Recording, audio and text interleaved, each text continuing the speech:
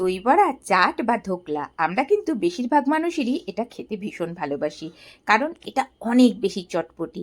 কিন্তু এর টেস্টটা এতখানি বাড়ার আমার মনে হয় সব থেকে বেশি কারণ হলো এই যে মিষ্টি চাটনি।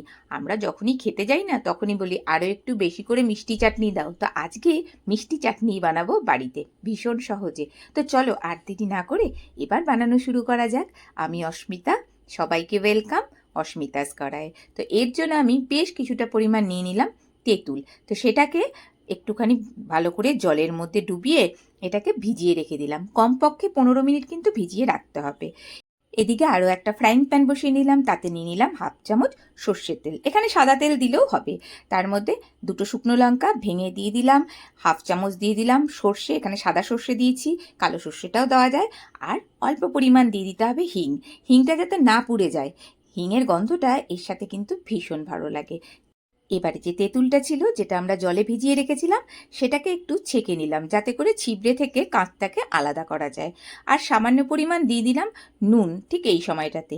আর এর মধ্যে এবারে দিয়ে নিতে হবে আখের গুড়। এটা সাধারণত আখের গুড় দিয়ে কিন্তু তৈরি হয়। তো এখানে 1 চামচ ভরে আমি আখের গুড়টা নিয়ে নিলাম, নিয়ে খুব ভালো মতো করে এর সাথে আগে মিশিয়ে নেব। এরপর এর কালারটা একটু সুন্দর হওয়ার জন্য অল্প পরিমাণে দিয়ে নিলাম কাশ্মীরি লঙ্কার গুঁড়ো। আর এর সাথে অবশ্যই দিতে হবে 1 চামচ চিনি।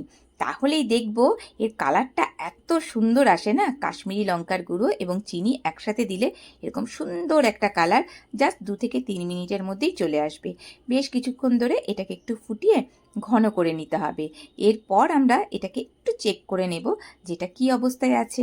তো হালকা দেখতে পাচ্ছি একটু চিটচিটে হচ্ছে, তো এর মানে এটা কিন্তু হয়ে গেছে। আবার চামচের ওপর পেছন দিকটা দিয়েও দেখতে পাচ্ছি যে এটা বেশ ঘন ঠিক হয়ে গেছে। এর থেকে বেশি আমরা এটাকে আর ঘন করব না। এবার এটাকে একদম নামিয়ে নেব, নিয়ে এটাকে একটা বাটির মধ্যে আপাতত নামিয়ে নিলাম। আমি আজকে এটা একটু কমই বানিয়েছি, কারণ আমার ঘরে আরও আছে। এবার এটাকে চাট, দই বড়া বা ধোকলা যার সাথে ইচ্ছে তার সাথেই খেতে পারো। তো কেমন লাগলো রেসিপিটি জানাতে পারো, ভালো লাগলে প্লিজ একটা লাইক দিতে ভুলো না। আর আমার চ্যানেলটিকে সাবস্ক্রাইব করে রেখো। আজকে এ পর্যন্তই, চলো এনজয়, টাটা।